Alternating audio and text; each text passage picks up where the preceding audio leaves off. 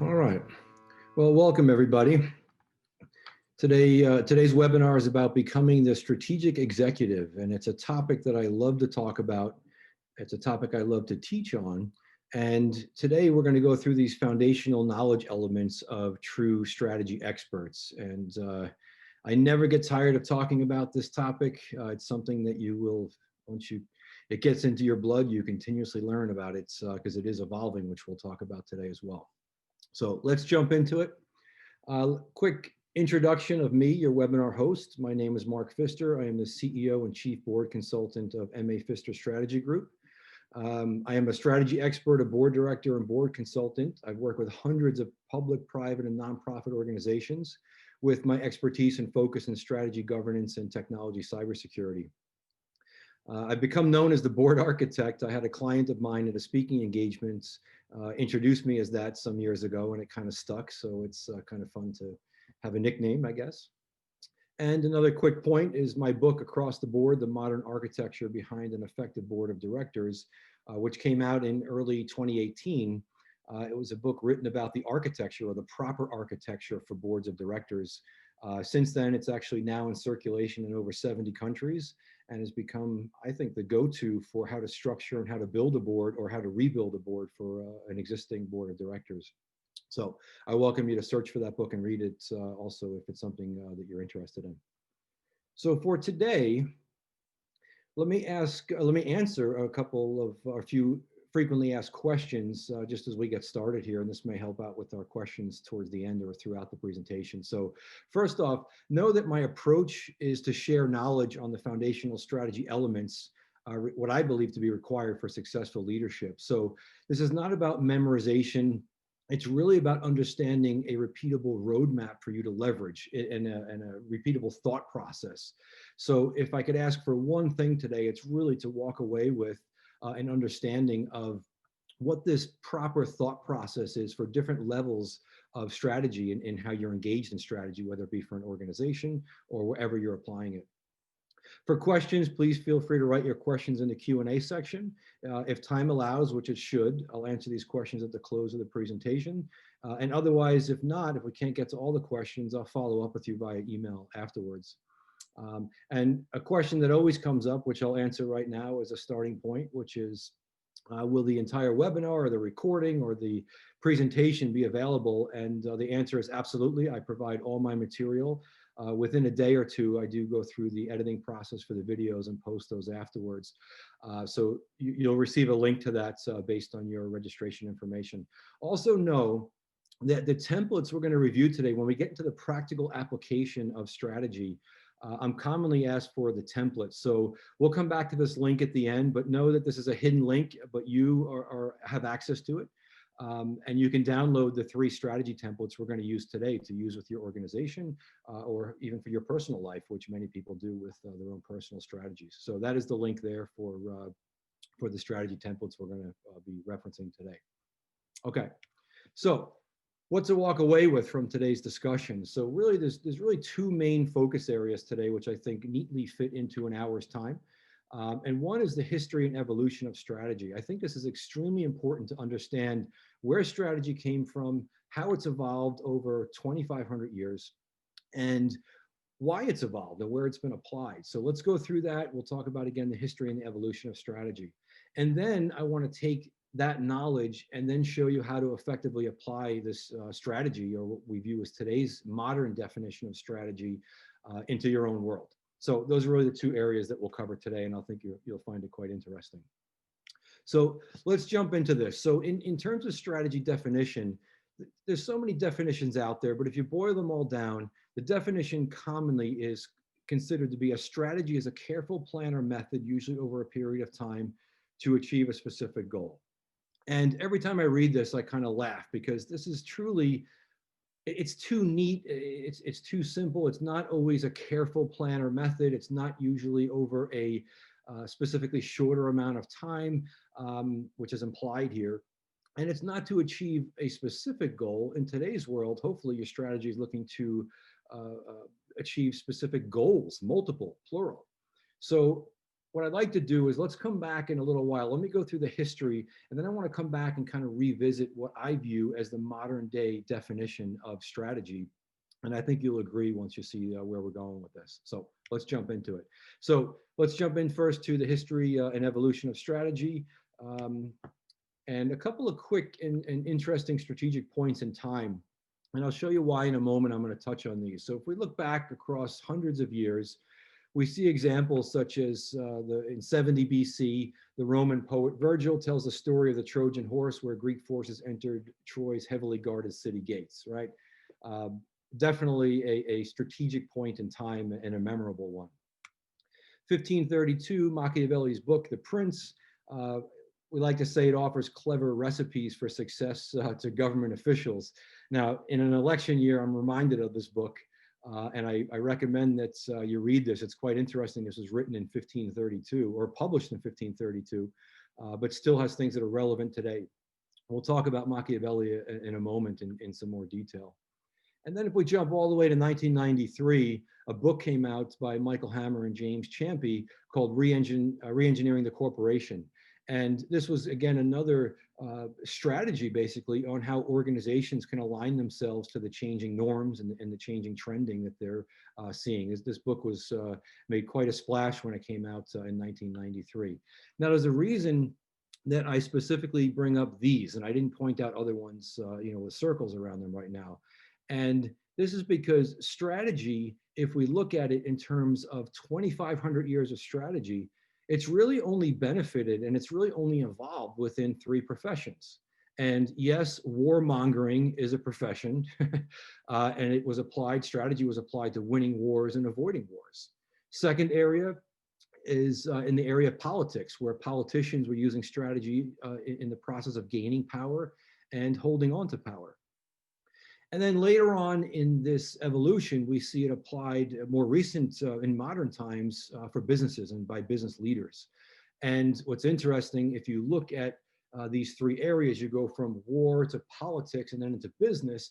It's not by chance that in many instances we hear of business strategy being correlated to war and politics. And that is truly because that's where the evolution of this came from. So business leaders in the early stages, which we'll touch on this in a moment, were applying this into creating monopolies and building power. And this is across the course of 2,500 plus years. Years ago, in going through deep study of strategy and its evolution, it was quite an eye-opener to see that there, over the course of 2,500 years, it's really only been applied in these particular areas. Now, sometimes I get pushback and someone will ask the question, well, what about religion and those things?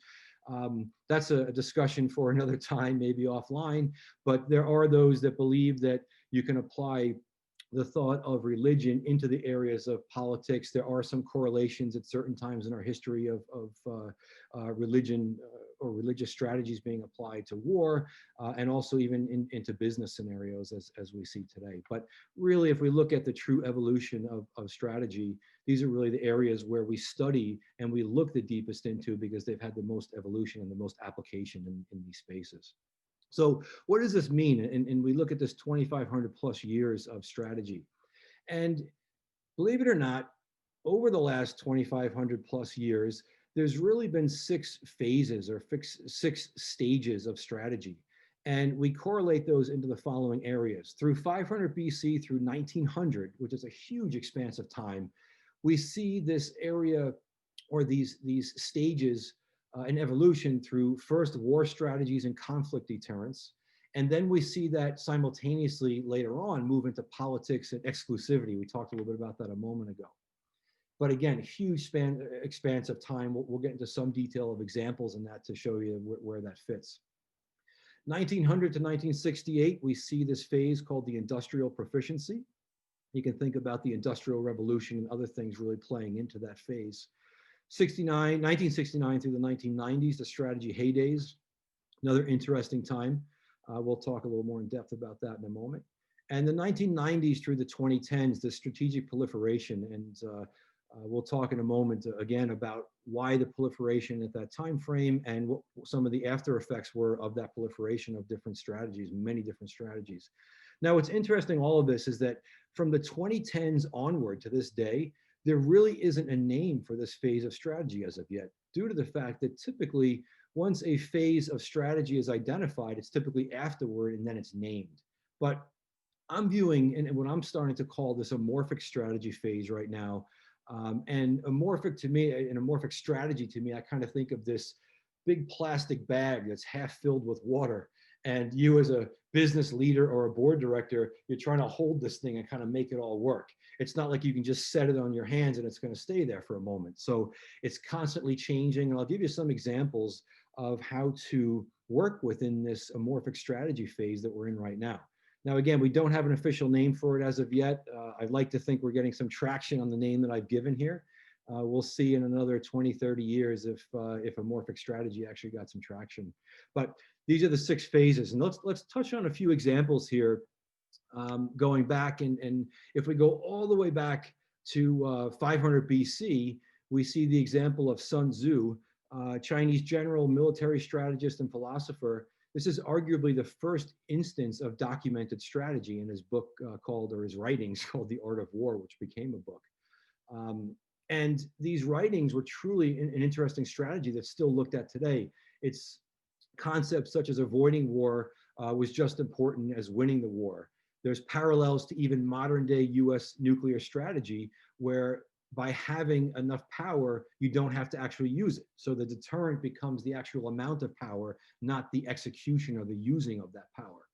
So I know some of you on this call that spoke to me and said they were joining have read this book. I would highly recommend this. It's not easy reading, it's long reading, but it's quite interesting. And you'll be absolutely amazed that these things were written in 500 BC. And in many cases, still relevant to this day. So that's the starting of this war strategies and conflict deterrence. Now, in that same phase that we talked about, we also see Niccolo Machiavelli. And he is known, of course, as the father of modern political science. His book called The Prince is still used today and still referenced today in political science for political science majors. And he talks about, in many cases, acts of deceit and manipulation that can be applied in the political world as part of the strategy to win elections or to take power, and then, of course, to hold on to power. So it really became a handbook for politicians and still used to this day. This should be really no surprise to people watching what's happening throughout the last year and leading us up in the US, for those people on this webinar from the US, leading up to the current election with much of the disinformation and things happening. This is not new. There are new platforms it's being used on in terms of social media, but these are all extremely basic strategy or strategic concepts that you can reference back to all the way back to 1532 from this book, The Prince, that was published by Niccolo Machiavelli. So that huge expanse of time, now we move into this politics and exclusivity phase. And the name sort of speaks for itself. If we take an example of leading up to the 1900s, John D. Rockefeller is a prime example of exclusivity in this case, where we look at Standard Oil Company and his massive wealth that was built by controlling everything, because his concept or his strategy was, if he controls everything, there is no competition. And we know to this day, and we still hear of things such as monopolies being broken up or antitrust cases, that this is still attempted by organizations today. And the strategy, again, is to control everything so there is no competition. Prime example of this. Now, John D. Rockefeller, which is amazing, still to this day, he is the richest person in modern history, I'll say, not of all history, but in modern history. His value or the amount of wealth he built up in today's dollars is equivalent to $340 billion. So some of the folks today that we view as some of the richest people in the world, they're not even really on the scale yet if we look at John D. Rockefeller and what he used as his strategy of controlling everything and just obliterating the competition. And then we move into this 1900s to roughly 1968 phase. And looking back, Peter Drucker, the father of modern management, looked back on this time frame and said, listen, if we truly break down strategy or how companies or industries were applying strategy, it was summarized truly as only a competition on price. there weren't really many other instances or areas that were thrown into this recipe. It was truly a competition on price. And when this was all said and done and we got to the end of the 1960s, we realized, or everybody realized, that this is really a zero-sum game, because you're in this never-ending spiral of competition on price. You're undercutting yourself at certain points, and really you're defeating your profits and your profitability. And there really is it's a zero-sum game by the time you get to the end of it. So if we look back in the industrial proficiency phase, strategies were truly on competition of price. And for those of you that were around in the, say, 40s, 50s, 60s, or in I'll say in the ages where you were purchasing things, you may have noticed that things became cheaper over a period of time, even with inflation. This was truly due to the strategy of what summarizes this competition on price. So quite interesting, but it didn't last long. Of course, many companies were struggling, many industries were struggling due to this competition on price strategy. And then that moved us into what's called the strategy heydays. And that's really considered to be the phase of 1969 through the 1990s. And Michael Porter, really an expert also in the strategy phase, he wrote a book called What is Strategy?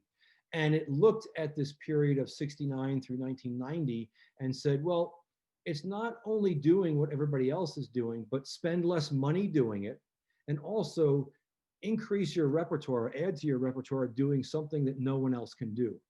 And this gets rid of this never-ending and downward spiral of only competition on price, because if you're doing something nobody else can do, you can actually charge for it, and you may be able to charge more for it. So this led to a renaissance, really, what's called the strategy heydays, of adding in other components and really looking at more of an integrated strategy, not just focused on one element, but possibly or potentially multiple elements, and expanding what companies do based on opportunity.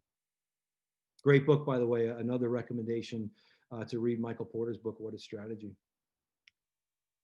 Now, strategic proliferation phase, this is the phase between the years of 1990 all the way up until somewhere in the 2010s. We don't really know yet what the end date's going to be considered for that as of yet. So when we talk about the different phases, but fairly shortly, we'll know when that next phase of strategy we'll talk about in a moment is going to be called, and when it's going to officially be considered having started. But the strategic proliferation phase is now including multiple or integrated components. So it's not just building on what you already do. It's, again, doing something new, but now it's adding this third component of reacting opportunistically to emerging possibilities. So this is everything from looking at emerging markets, right? Technology was taking off at this time, which is a great example of saying how companies could look at things to not only streamline their internal operations, but also offer these streamlined approaches through the use of technology as a service offering or a product offering at that point. So this emerging possibility now started to add into the strategic component of planning. And there were many names that you'll see here during these phases or these years that were known for building up strategies and educating in these areas of how to apply this into a business's global strategy, or local strategy for that matter as well. But the proliferation phase had some major issues. And really is that as the strategies piled up, so did the complexity, and many organizations realized or were put into this paralysis state. Now, this proliferation phase was truly, the word proliferation, if you think about the 1990s and the word proliferation, you think about the internet. And that is truly the time frame of how all of these different strategies were easily reached to the masses. And companies now were able to do their searches. They were able to even download templates and all these different concepts and principles. But they were not able at that time to either have a long-term study of how successful these strategies were and how to apply them, but also they weren't able to understand that they were a direct fit for their particular organization. Now, for me, I was able to see this firsthand at the time with my background in formal project management. I can tell you that many organizations wasted billions of dollars over this period of time, because they were trying to fit a strategy into an organization that did not have the right cultural makeup. It did not have the right structure or format or architecture, for that matter, to implement these types of things. So it was very easy to see from a firsthand viewpoint of how these things were particularly not really working. And the after effects of this were absolutely major. The amount of money and time wasted, quite frankly, by organizations was massive, not even countable, I believe, to this day. And also during this phase, we see Michael Rayner, another great book called The Strategy Paradox.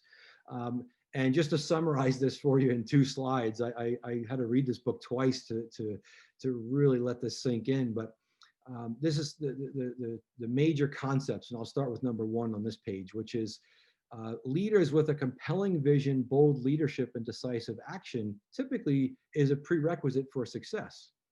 But also, if you go back and you look at the major failures during this time frame, those were also the prerequisites for failure. So these things that we commonly viewed as positives, this compelling vision, a leader with the charisma and the bold leadership and taking decisive action, well, it was a crapshoot at that point whether or not that was going to lead, excuse me, to success or to failure. And the reason that Michael Rayner called this a paradox was because it was truly a collision, or these 2 fighting sides were a collision between commitment and uncertainty. And what I took from this is that leaders are forced to make decisions and choices based on assumptions about a future they cannot predict. So think about that for a moment. I'll say it again. Leaders must make choices based on assumptions about a future they cannot predict. And this is one of those things that I sometimes wake up at night thinking about. And I say to myself, how do we lower the risk of the uncertainty and still make the commitment? And this is truly to this day a dilemma of most strategies and most strategists, such as myself, which is to say, how do we balance this risk versus reward? And how do we also make sure that we have enough of the data points and enough of the information to be able to make not just initial decisions on direction for an organization or any type of entity, but also how can we be nimble enough to understand if there are feed points or feedback loops that tell us unequivocally that we need to make changes in our strategy or even in our goal setting. So quite an interesting book. Again, another thing that I recommend that anybody who wants to be a sure expert in strategy and strategic operations, another great book to support that. So that leads us all to where we are today, right? So I've summarized this. I know I'm touching only at the very tippy top of these areas, but it's important again to at least have some understanding of where we come from to understand where we're at today. Now, all of this I touch on in my book. In chapter 5 of my book, Across the Board, that I mentioned earlier. I go into some detail about this because for a board director or anybody in a senior leadership position, the understanding of strategy, where it came from, why it is the way it is today is extremely important. And that leads us into, again, what I'm calling this amorphic strategy, which truly has the undertones of being able to adapt quickly to change.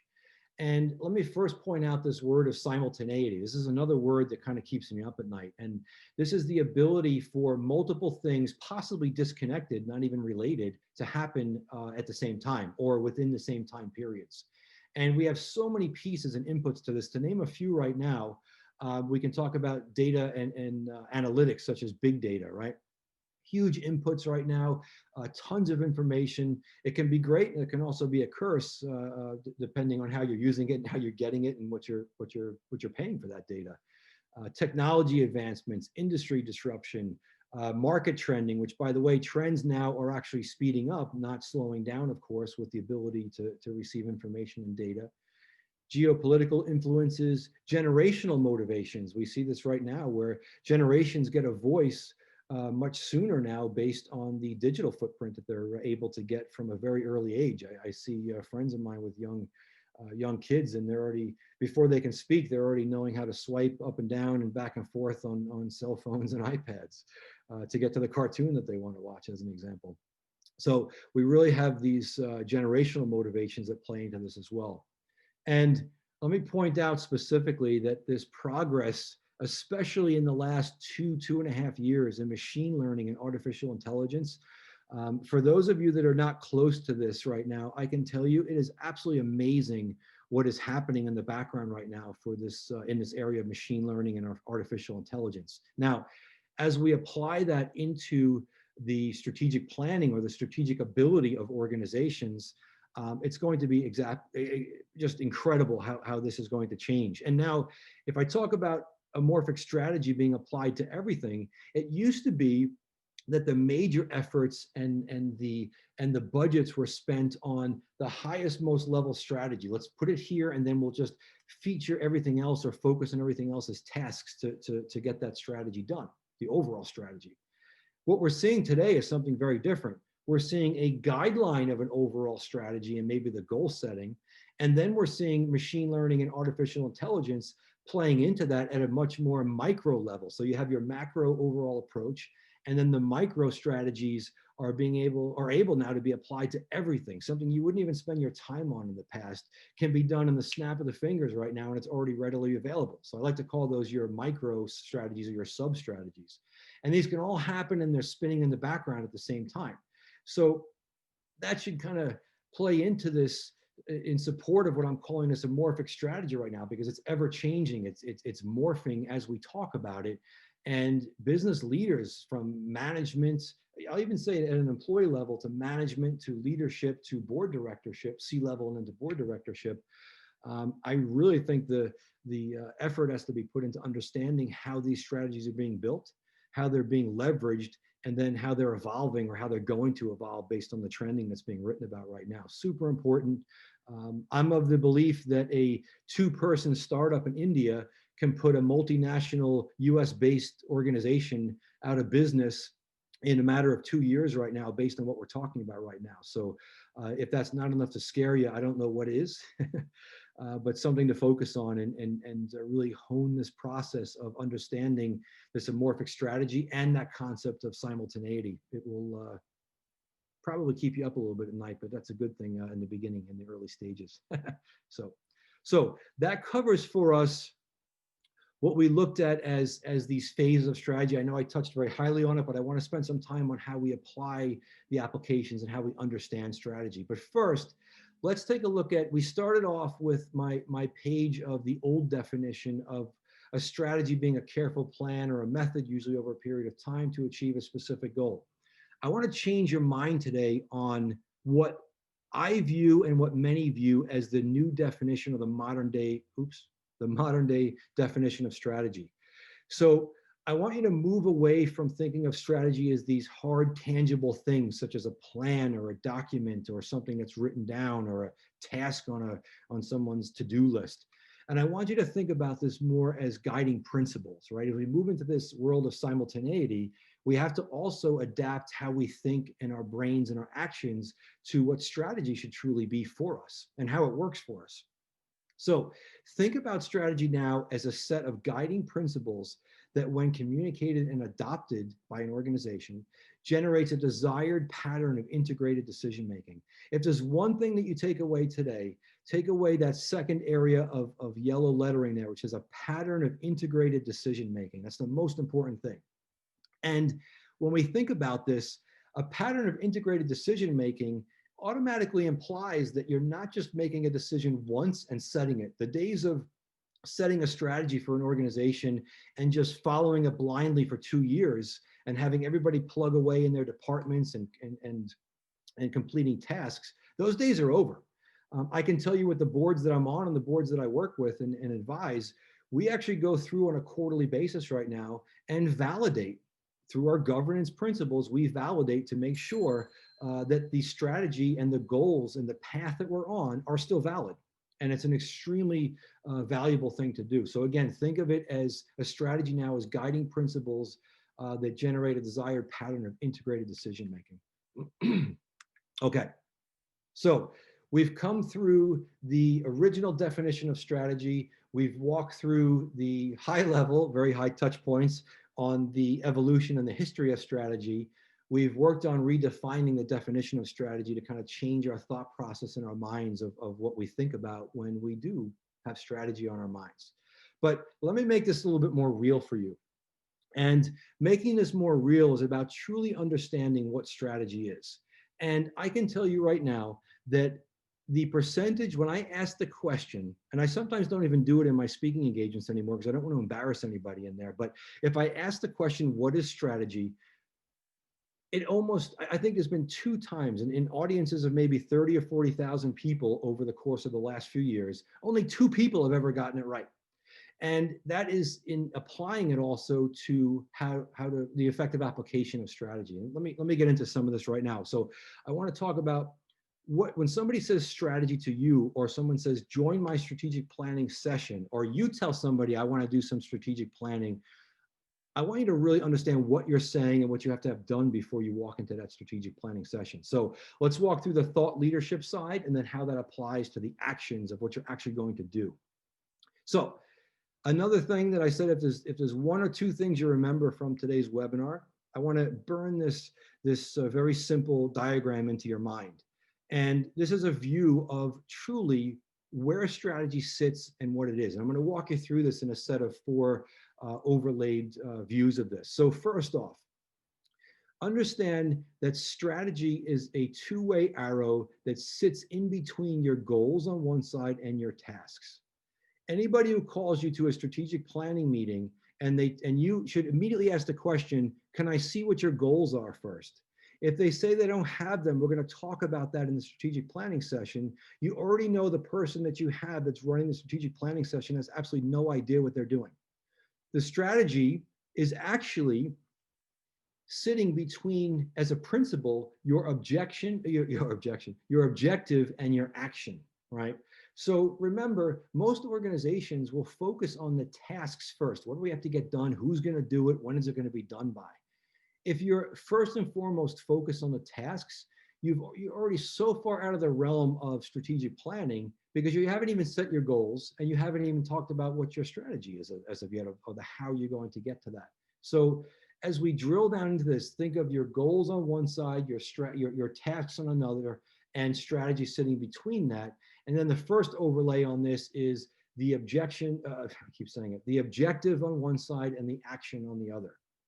Now, if we drill one more layer down into this, and you're looking at this from a leadership standpoint, again, going to what are the most valid questions for me to ask as either a board director, as C-level, even as management, if you're, or an employee, if you're running or you're involved in a strategic planning session. If you're thinking as a leader, you're thinking in the following way. The goals are the what and the why this organization is attempting this. Those need to be set. Then comes the strategy. The strategy is quite simply the how. Now, if you're sitting in a meeting or you're talking about strategy, nothing would make me happier than leaving this webinar today and you say to yourself, every time I hear the word strategy, I'm going to think of the word how. That's all it is. It's the how. You could have a strategy to implement something that is automated. You could have a strategy to implement something that's manual. They both support the goal, just in different ways. And it may be that you adjust your time frame, you adjust your scope, or you adjust your budget to meet that goal. But again, the how can vary based on the goal that you want to reach. Then come the tasks. So again, if you're in a meeting and someone's saying it's a strategic planning session and they're delegating tasks in that meeting, you already know you're so far out of the realm of actually doing strategic work, right? Because you're focused on the action side now before you've even defined the objective. So one more level down on this, we went from principle to leadership. Now we get to governance aspect of this. And this is the fun part of it. So in the board director realm, which I absolutely love, I can tell you, I'm thinking like when a CEO comes in to the boardroom and is presenting either their strategy and their goals for the new year, or they're giving an update at some point throughout the year, this is what I see in my mind right now. I frequently look back at this diagram and I say to myself, okay, what are we talking about right now? What the person has just said, he or she as the CEO, did they mention to me a goal, a strategy, or a task? And the hope is that the building of this discussion starts at the goal level to say, look, the goal that we set out to achieve is XYZ. How we planned on achieving that, the strategy is XYZ. And these are the tasks, or in the case of a governance meeting, these are the milestones we've reached, or the rolled up tasks to reach a milestone. This is where we are in our plan right now. So think about this process, how easy this can be if you're sitting in a meeting or you yourself are building a strategy. How do you build the buy-in to this? How do you operate as a true governance expert as it applies to strategy? And I always say, you cannot be an expert in governance if you don't understand strategy. Governance is actually overseeing the strategy and a component of your strategy, and it's also overseeing the goals. If you don't understand where strategy fits, there's absolutely no way you will ever be good at governance. So keep this in mind. If you are governing a process or a strategic process for an organization, which covers a lot of ground, by the way, from a governance viewpoint, you're setting, helping to set, and you're ensuring the relevance of the goals. Then we move into the strategic area. You're validating the approach through the strategy. You're validating the how.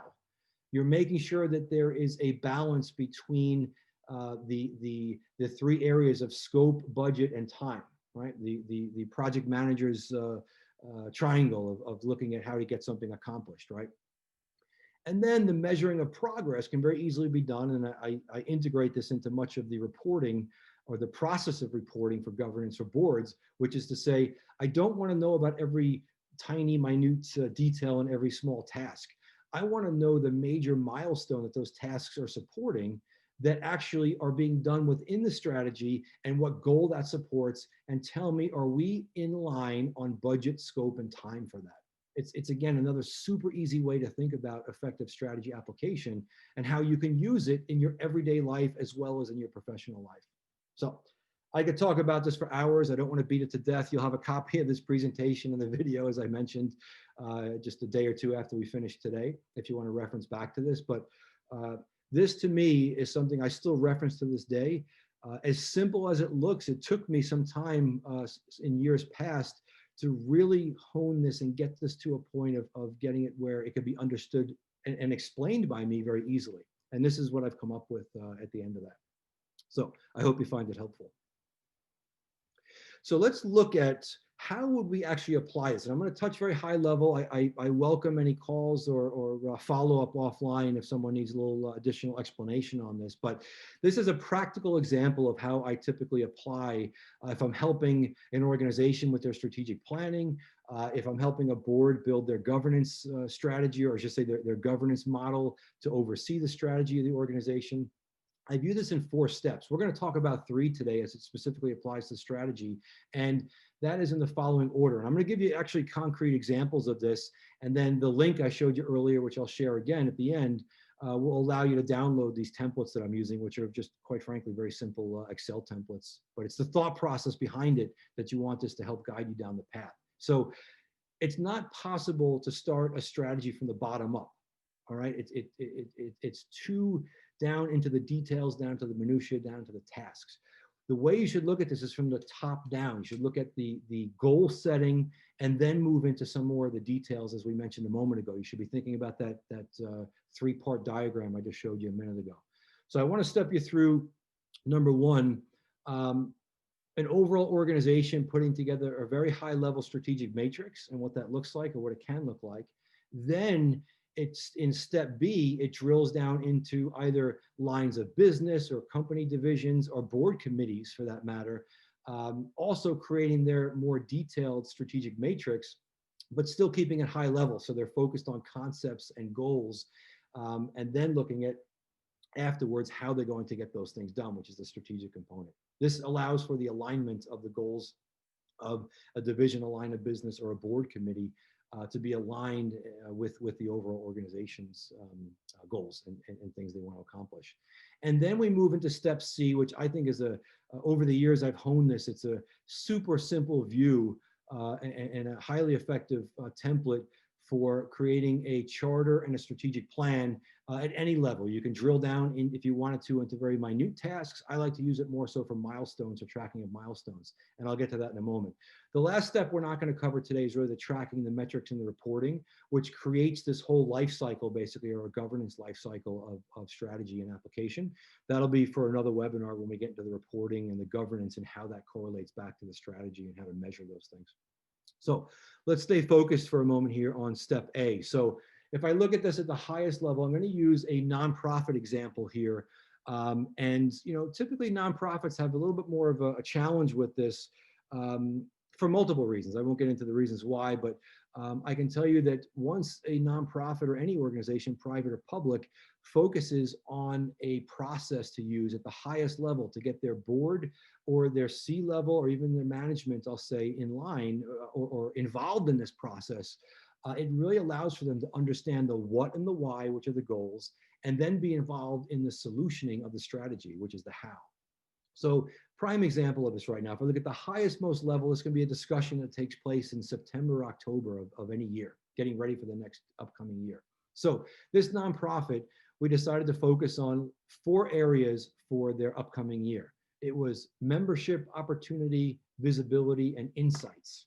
Now, notice I don't have descriptive words in there. It doesn't say increase membership.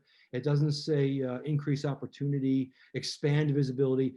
I'm only using nouns right now. I am not using adjectives or descriptive words in this. And this is one of the keys to proper strategic planning, is to think about concepts, which is the what and the why first before you get into the how. Now, if I move to the next step, we say to ourselves, okay, this organization wants to focus in these 4 topic areas in the upcoming year. What will be set as a goal for this? And goals, it's a key to make them measurable. So in this case, we set a main goal for each one of these areas. Again, this is for the overall organization. Increased membership, and we set a specific goal there. Expanded member involvement. Now we're starting to drill down into what the expectation is.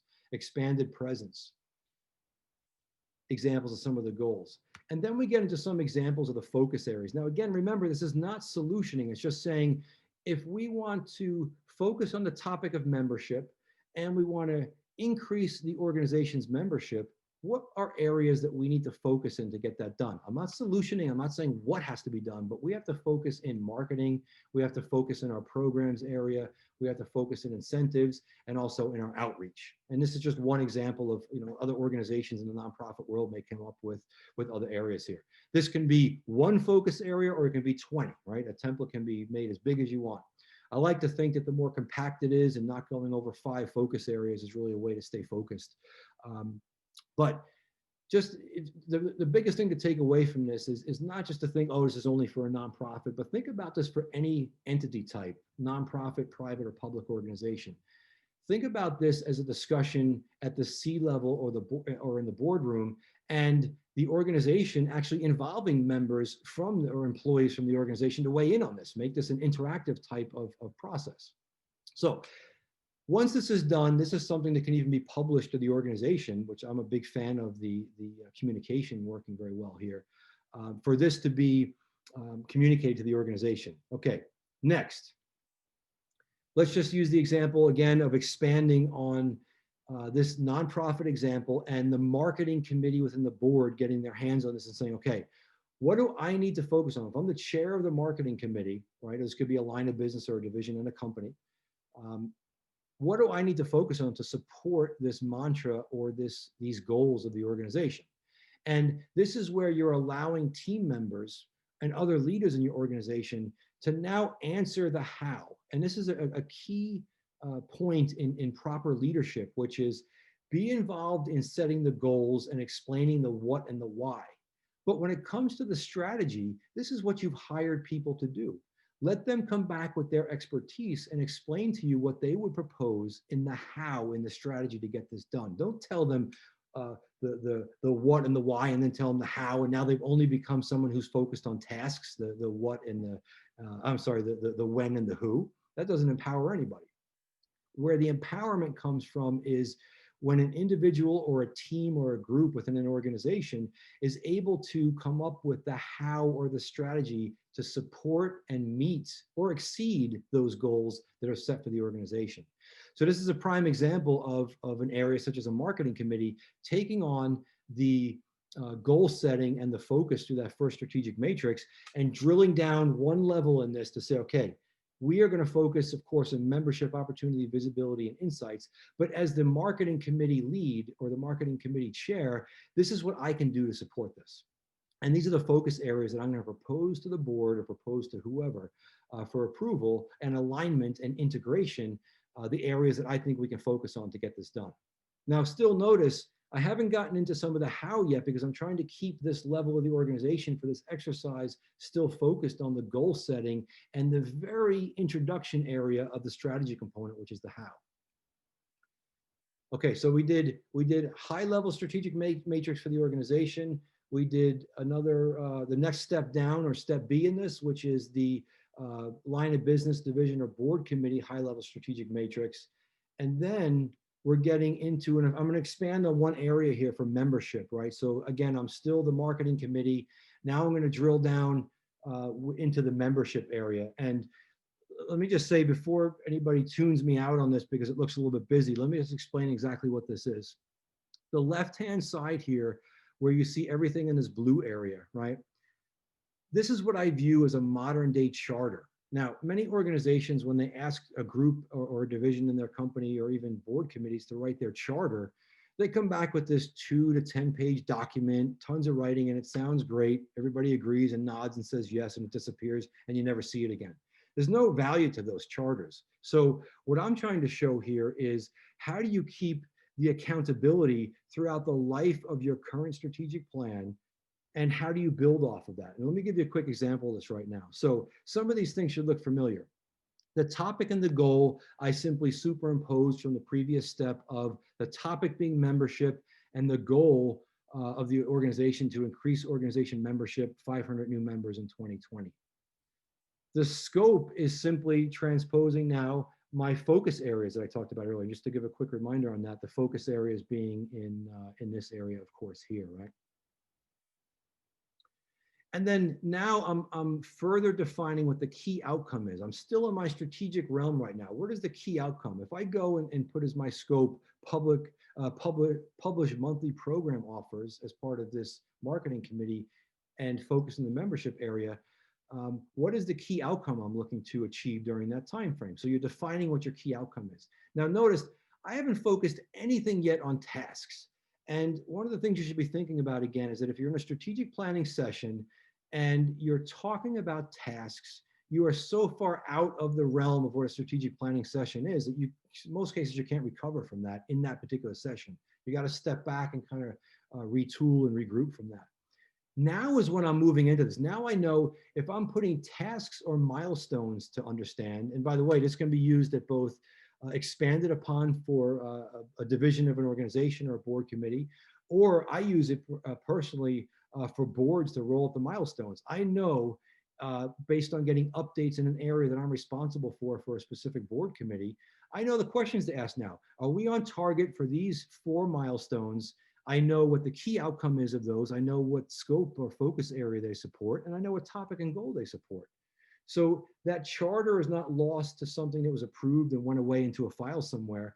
This is constantly in my face, and it allows me, in this case, from a governance viewpoint, to say, is the topic and goal still relevant for us on a quarterly basis? Is the key outcome still relevant for us? Is it still important to the organization? And these are questions to ask as part of using your strategy components in a governance level to say, then are the milestones of the tasks that we're actually focused on right now, do they support where we want to be? Nice clean way to look at this. So there's really 3 templates I used right now, going from high level strategic matrix, 1 step down strategic matrix, and now getting into how we're going to build this out and then look at the tasks or the milestones afterwards. Now, I hope this is very clear to folks on here. If it's not, I welcome an offline discussion. You'll see this again played out in the templates. The templates actually walk you through this process. So that to me is truly a way of taking a strategic process, being able to put it down on paper or into a file and look at it on a daily, weekly, monthly, and quarterly basis to make sure that it is still valid from a governance viewpoint. And I'm going to pause for 1 second. I'm going to look, I see there's a few questions. I'll come to those in a moment as we start to wrap up here. Okay. So one other view of this is to look at this again from, if we had to superimpose our diagram that I asked you to memorize and burn into your mind, you know, if we superimpose that in the viewpoint here, we look at goals, the strategy, and the tasks and the milestone areas fitting into that as well. All right, I'm gonna look at my watch to make sure I'm keeping on time. A couple of closing things before we get to questions. One is know that if this is something you want to implement for your organization, I have a strategy workshop that I do this with all organizations from nonprofit, private to multinational public organizations. It can be right-sized, it can be focused on the process for you to do internally yourself, or I can guide this process quite efficiently and effectively for organizations that I'm working with. All right. And then finally, before we get to some of the questions, take away from today the following things. Create this pattern of integrated decision making. If we go back and look at what that true modern day definition of strategy is, think about this differently. Move away from strategy being these tangible things you're going to walk away with to more of this integrated process and thought leadership in how you view an integrated pattern of decision making for your strategic planning or even your strategic thoughts. Have your go-to path. So I can tell you the easiest way for me to evaluate an organization's strategy if I'm called in afterwards. So let's say something didn't go right or they're not achieving what they want to do.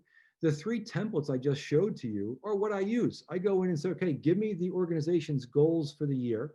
Show me the breakdown of what topic areas those fit into and what some of the focus areas are. Show me now what your lines of business or your divisions did and what they did with those when they took those and ran away and worked on those themselves. And then I want to look at how I can apply their charters, if indeed they did that, and then roll that down into what specific tasks or milestones they're looking to accomplish over a time period.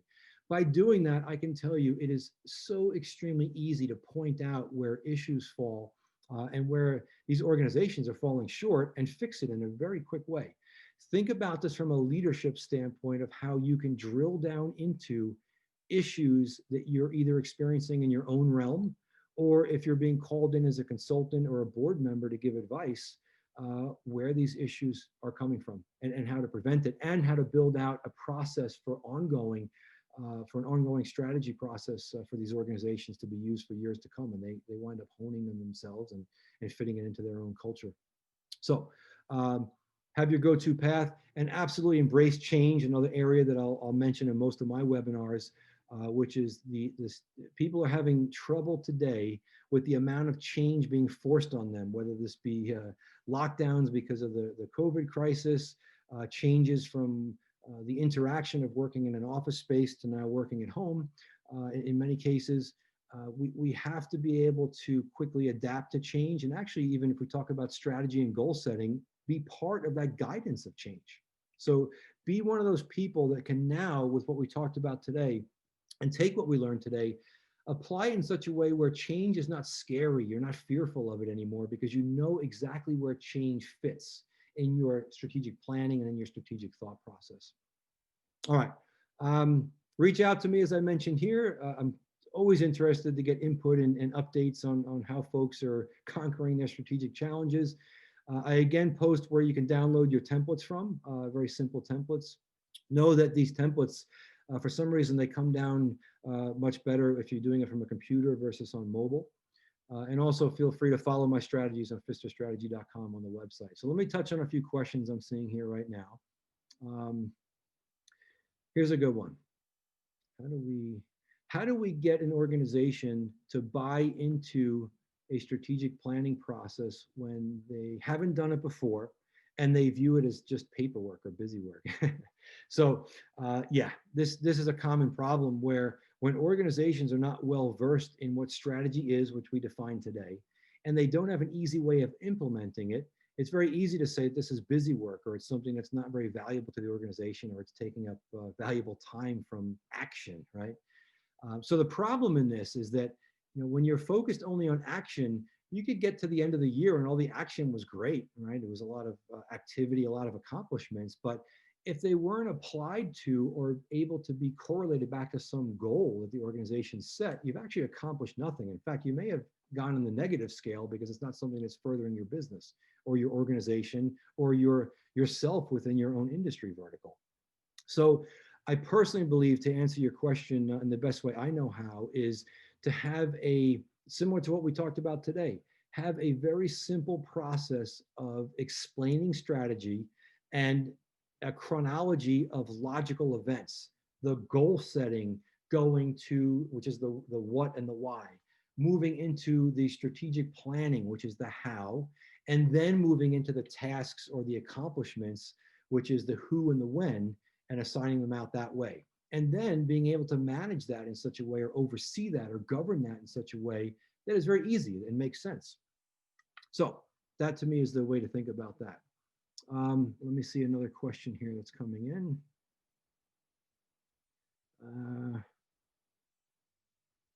How long do strategies typically take? Okay, this is an interesting question. And, you know, you'll hear people say that setting strategy is dependent on the size of the organization and all these different other areas that are the caveats, like, you know, the strategy caveats. I don't necessarily believe that because, you know, to me, if you're truly following a simple strategy protocol, you're involving your organization at the needed levels to push through this. I like to see organizations, quite frankly, to set a yearly plan and dates against those things of what they want to have done by certain points. And the way I look at it is the following. I look at it again to that very simple diagram.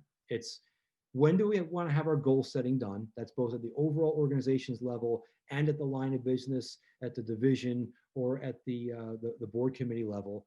When do I want to have that done as a second phase? And understanding who I'm going to involve in the organization to do this. And then it's understanding at a high level milestone date at another point early, you know, prior to that year ending for the upcoming year, to say by November, the end of November, or by the 10th of December, we want to make sure what this is and we have it aligned. It may not have the names next to the actual task, but accomplishments we want to make. Having that done by a certain time, so then that can be communicated out to the audience of the organization, which, by the way, is another secret of leadership, which is you want to paint the path and the roadmap for everybody in the organization. Doesn't matter if they started there 2 weeks ago and they have the lowest title in the organization, or somebody who, if you're a CEO, someone that is a direct report of you to you, you want them to understand the what and the why, and then the how they're going to get that done, and leaving it up to them in some cases, or get guidance on the how. So to answer this question, hopefully I am answering it. It's really understanding the process, giving the tools for the process, communicating the process, and then putting dates along that, which, by the way, setting even dates for the strategic planning process is governance, right? That should sound like governance to you. All right. Hopefully that answered your question. Let's see if there's anything else here. Question about the templates. I mean, look, you know, they're there if you want to use them. I like to, as I mentioned on this last page here, of sharing how you plan on conquering your strategic challenges. I love when people email me back years from the time that they either sat through one of my speaking sessions or one of my webinars, and they tell me something that they added or how they automated some of the spreadsheets. And again, that's up to you what level and how far you want to take that. But for me, again, my promise was to give you a roadmap today, not just in your thought process, but also in something to use to help formulate and help get that thought process down on paper. And hopefully that's what you gained today. I am a stickler for staying on time. I know we're a minute or two here before the end of the hour. I'm gonna stick to this hour. I want to say thank you to all of you who have joined. We have quite a crowd on today. I see folks that I've worked with before. I see folks that I'm just meeting for the first time. But I appreciate it. Thank you very much. I will notify you in the next day or two with a link to this, as well as the presentation where you can find that, and also a link to some of my upcoming webinars, which you'll see on that same page. I thank everybody very much, and I will speak with you soon. Thank you so much.